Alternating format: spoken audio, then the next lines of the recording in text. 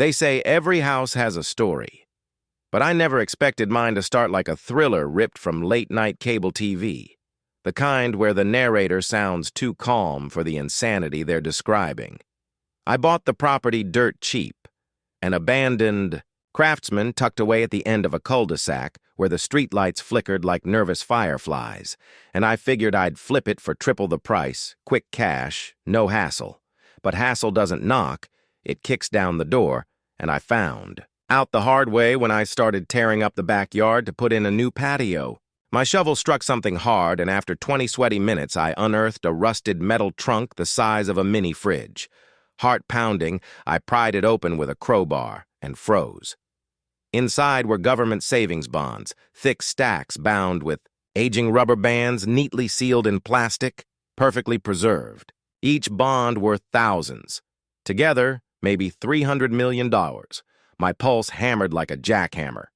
This wasn't monopoly money. This was the kind of find that made or destroyed lives. No notes, no names, just fortune waiting for a fool brave enough to claim it. That fool was me, or so I thought. Because before I could even figure out how to hide it, Karen showed up. You can spot an HOA Karen a mile away. Sharp bob haircut, clipboard fused to her palm, a permanent frown etched like granite. She didn't wait for me to speak before barking, "Those bonds belong to the HOA." I laughed so hard I nearly dropped the shovel, but her face didn't budge. "Anything buried in HOA soil is HOA property," she declared, pointing to a highlighted section of the bylaws like it was the Constitution. I told her the only Constitution I recognized was the one that let me tell her to take a hike. But she wasn't kidding. Within hours, she hit me with violations for everything: fence too high, mailbox too faded, excessive digging without community approval, and my personal favorite, unauthorized possession of suspicious paper assets. She stationed herself outside my property like a hawk on caffeine, binoculars in hand, muttering into her phone while drones buzzed above my roof. Then came the anonymous letters stuffed in my mailbox, nasty notes taped to my door, and even a visit from city inspectors tipped off by a concerned citizen. My life turned into a sitcom written by Satan. Karen bribed my contractor to slow down the remodel, filed noise complaints during the day, and even tried to fine me for planting tulips that clashed with the community color scheme. But I wasn't about to roll over. If Karen wanted war, she was going to get one. I played my part perfectly, smiling when she passed, pretending to panic, until finally I called an emergency HOA meeting and announced I was generously donating the bonds to the HOA in her honor. Her eyes lit up like she'd just swallowed fireworks. She squealed, hugged her clipboard, and promised she would take care of everything personally. And just like that, she took the bait. She hauled the trunk away thinking she'd outsmarted me, bragging at the next HOA gathering that she'd single-handedly rescued community funds. The neighborhood clapped like trained seals while I sat quietly in the back, sipping lemonade, already 10 steps ahead. Because here's what Karen didn't know. Those bonds weren't just free money. They had a history darker than a midnight alley in Vegas, and she had no idea what storm she'd just pulled into our quiet little suburb. Karen wasted no time turning stolen fortune into a circus of arrogance, and it was the most entertaining collapse I'd ever witnessed in real time. Within a week, she strutted through the neighborhood in designer tracksuits, blasting pop music from a brand-new Mercedes that she parked diagonally across 3 spots, like she owned the asphalt itself.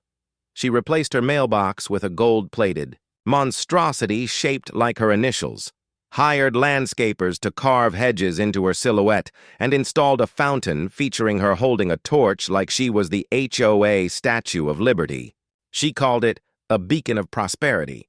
Everyone else called it clown architecture, but Karen didn't care. She threw HOA fundraising parties in her backyard, complete with chocolate fountains, magicians, and a live parrot that screamed, "Pay your dues," every 5 minutes.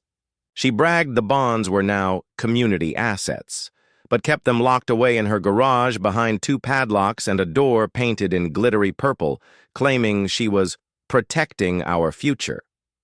She fired half the HOA board for lacking vision and replaced them with her yoga instructor, her cousin Lenny, who once got arrested for stealing inflatable pools from Walmart, and her hairdresser, who had a felony for credit card fraud but a great eye for highlights. The meetings turned into fashion shows where Karen sipped champagne out of crystal goblets while lecturing us about fiscal discipline. It would have been hilarious if it weren't so pathetic. But here's the thing. Karen didn't realize. Those bonds were already flagged by the U.S. Treasury as stolen government property from decades ago, traced back to an embezzlement scheme that toppled a senator's career. They'd been buried on that property as part of a cover-up, and federal agencies had been quietly watching the house for years, waiting for some idiot to dig them up and try to cash them. And Karen? She wasn't just an idiot. She was the idiot of the century. I had my cameras rolling, documenting every step, her trips to the bank, her online purchases of luxury goods, the contractors she paid under the table to install a hidden wine cellar. She thought she was untouchable. She thought the HOA shielded her like some medieval crest. Meanwhile, I sent anonymous tips to the right people, sprinkled with just enough evidence to make sure the spotlight burned directly on her. Then came the night everything imploded.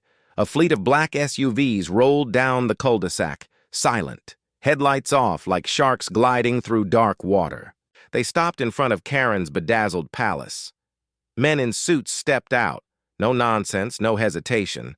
The kind of guys whose shoes probably cost more than my truck, the kind of guys who don't ring doorbells, they announce verdicts.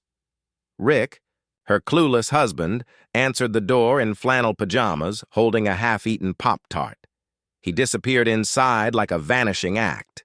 Seconds later, Karen came storming down the stairs in a velvet robe covered in sequins, hair curlers still. Screeching about trespassing on sovereign HOA property. One agent handed her a file so thick it could double as a brick. Inside, every transaction, every suspicious bond, every receipt for tacky fountains and imported rugs. Karen's smug grin cracked like porcelain. "What is this?" she demanded. The agent's reply was calm, almost bored. "Evidence." And just like that, the mask crumbled. They cuffed her, seized the Mercedes, froze her bank accounts, even drained the koi pond shaped like her initials. The neighbors stood on their lawns, popcorn bowls in hand, cheering like it was a 4th of July parade. Karen tried every trick. In the HOA handbook, demanded a vote, claimed diplomatic immunity as president, threatened to fine the agents for improper uniform standards. Nothing worked.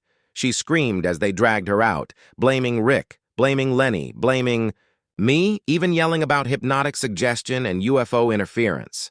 The agents didn't blink. They shoved her into the SUV like expired luggage and drove off without a word. The next morning, headlines exploded. Local HOA president arrested in federal bond laundering sting. Karen was charged with conspiracy, fraud, wire theft, and possession of stolen federal property. Minimum 10 years, maximum life. She pleaded insanity. The judge didn't even sip his coffee before rejecting it. Her empire crumbled overnight.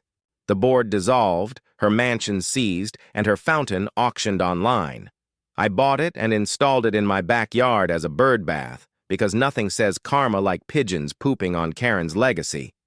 Rick packed up, moved to Florida, and started selling churros out of a food truck, looking happier than ever. Lenny went back to stealing inflatable pools, and the yoga instructor fled town. As for me, well, I had already tucked away a smaller trunk Karen never knew about, hidden deeper in the yard, untouched and untraceable. And since I reported the original bonds, the feds gave me a hefty finder's fee. I paid off the house, bought 2 more, and even founded a new HOA with one simple bylaw: no Karens allowed.